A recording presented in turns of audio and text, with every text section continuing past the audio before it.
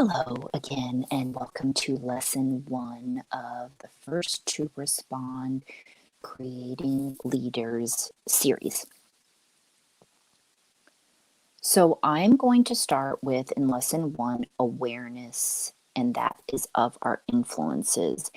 And I need to go over some things before we dive in and get into specifics. So that's what I'm going to be doing here. So there was a podcast I listened to earlier this year from, I would consider them first responder firefighter mentors that are 10 plus years in the industry. And the podcast is called Suburban Firemen. I believe there's only 2 hosts, Sean Duffy and Nick Peppard. I think that's how you pronounce his name. And so I will shout out them and plug them because this episode was so impactful to me. I think it was the very first one I listened to. And they interviewed Fire Chief Jacob Johnson from Texas. I don't remember the episode number. It might be 19, but basically just go look for him. So I got all teary-eyed because whenever it does come to listening, to certain people, obviously words resonate with me. And when I listen or read certain things, like they really get through to my soul and spirit. So whatever that is that helps you, I encourage you to do it. Okay. So I wanted to mention him because I think he's amazing in terms of, as a chief, what he is doing out there. Okay? So that show, after him having Chief Jacob Johnson, after having a turning point that made him feel like a failure in his career, he had to reevaluate himself. And he developed a formula for success in leading that I love. It is because of his love, dedication, patience, and commitment that I admire so much, because it really does take time to stop and teach somebody, share with somebody, just do anything. You really have to have, your heart and your soul to be that kind of person to do that. It really does take that. And not everybody, it can be learned, but not everybody will do that. Okay. So I think he is an example of a great leader out there. And he created this long list of his formula for success when he asked himself, how am I going to lead these rookies? And so I'm only going to list a couple of different things, but they sold me on this already. And I'm thinking that they might sell you on a way to help inspire you to either pursue leadership, or maybe it will just create the interest in it, or whatever.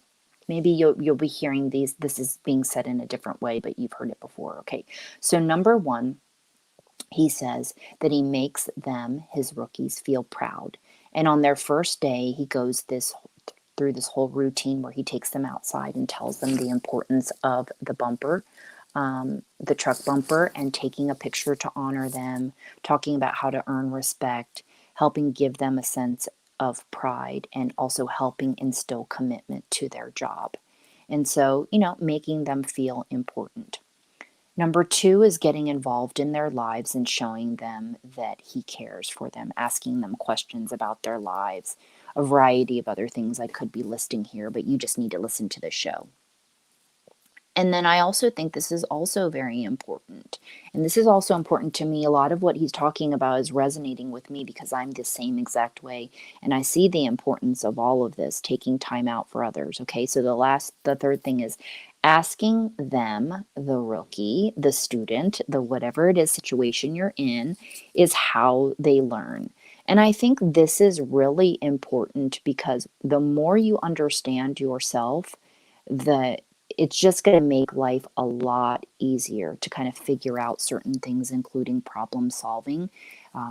How quick of a learner you are, if you're audio, visual, all the list of things, you can look up for yourself once you find out. It's just it's a personal growth area. So especially when you're a rookie, I think even in any industry that you're learning, these are important things to know. What are your strengths and your weaknesses? All this kind of talk.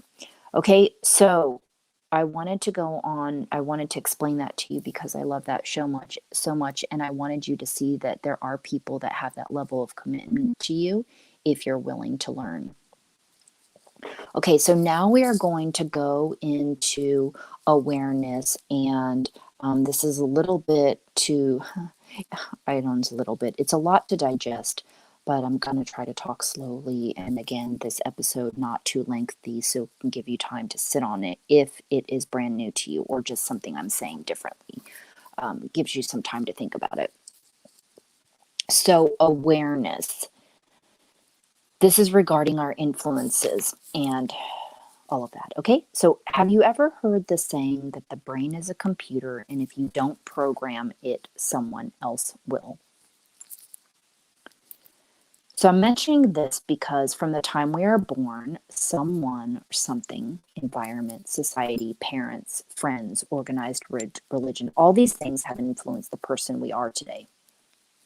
Sounds really simple, I know, but I'm going to explain it here in a minute. What I mean by this is that there was basically some form of authoritarian rule guiding us, right? That was telling us no, punishing us for doing things they considered wrong or whatever it was, right?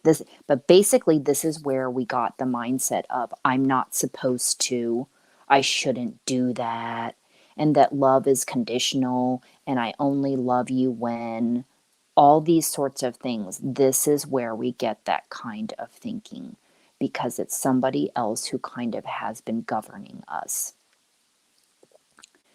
At that, during those times, since the beginning of whenever authoritarian rule, if you didn't listen, right, you were thrown in dungeons, you were enslaved, you were beaten or spanked, some sort of way they had to assert power and control over us to get us to do what they wanted.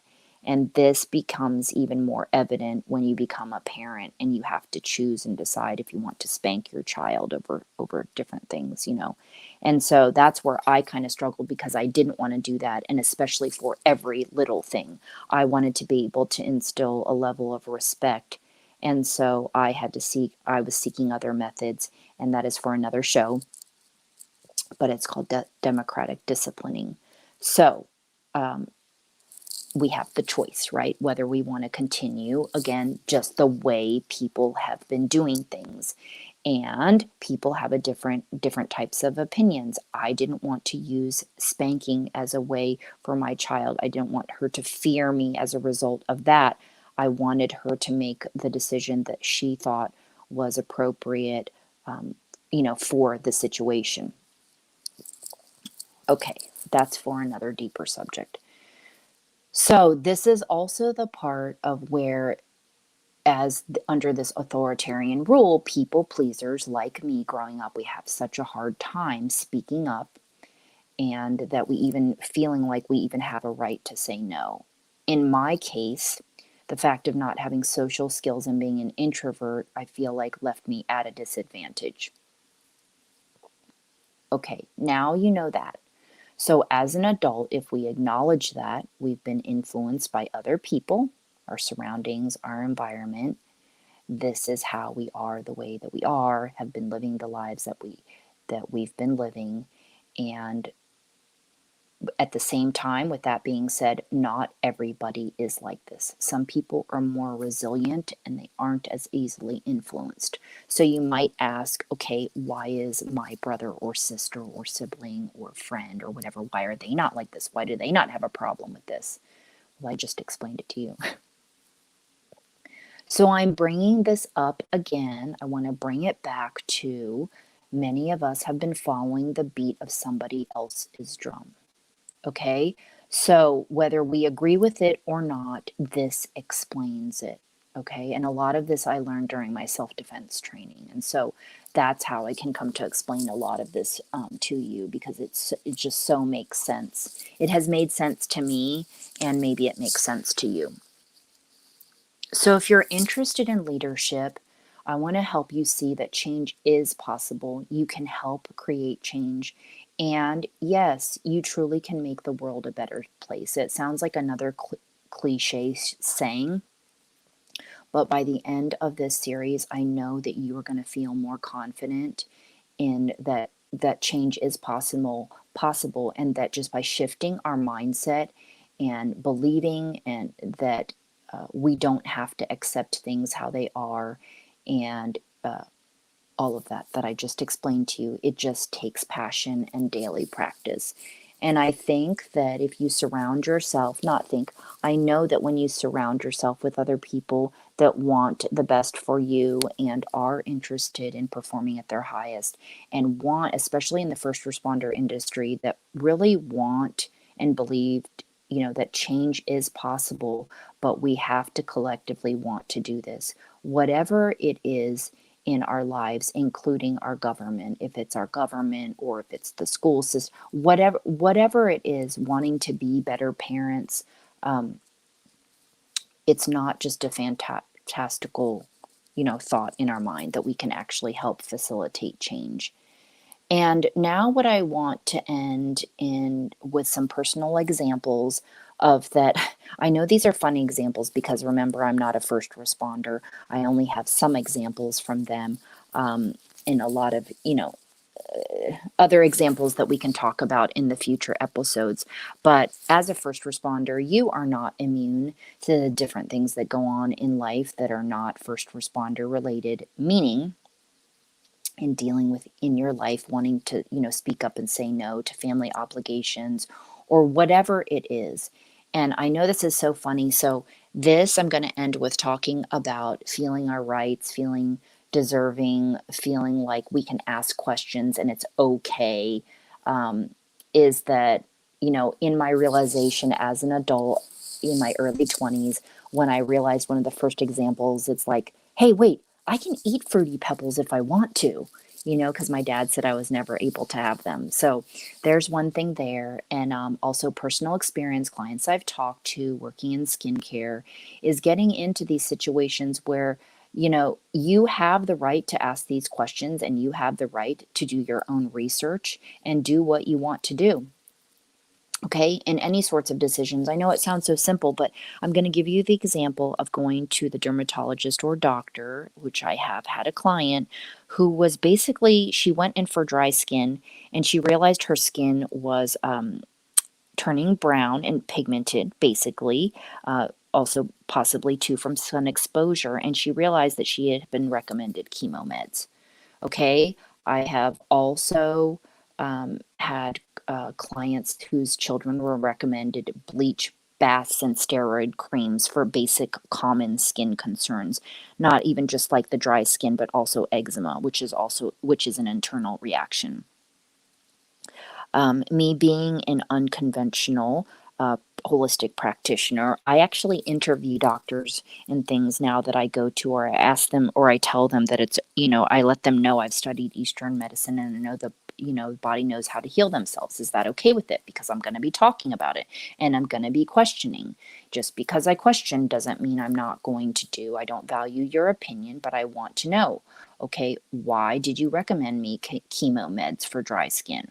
Why did you recommend me chemo meds for nausea? That's another thing that I've heard. There are other alternatives, and I'm not blaming anybody for anything. All that I am saying is this is why I question as an adult. I'm not just going to go and take something because somebody else said that. Also, to let you know, people out there, there's something called functional medicine doctors who blend both science and East meets West approach. Okay, if going on to a separate subject outside of medicine, if you don't want to give out your social security number to companies, like I never knew how much, the breaching of our privacy with that sort of thing, like we don't have to do that with certain things. Like there are just certain companies that don't need to know to prove our identity. There's other ways.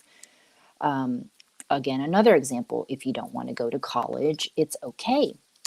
If, as a first responder, you work a lot and you love your job and you aren't interested in the typical American lifestyle with the kids and the picket fence and all this stuff shown to us in movies, that's okay too.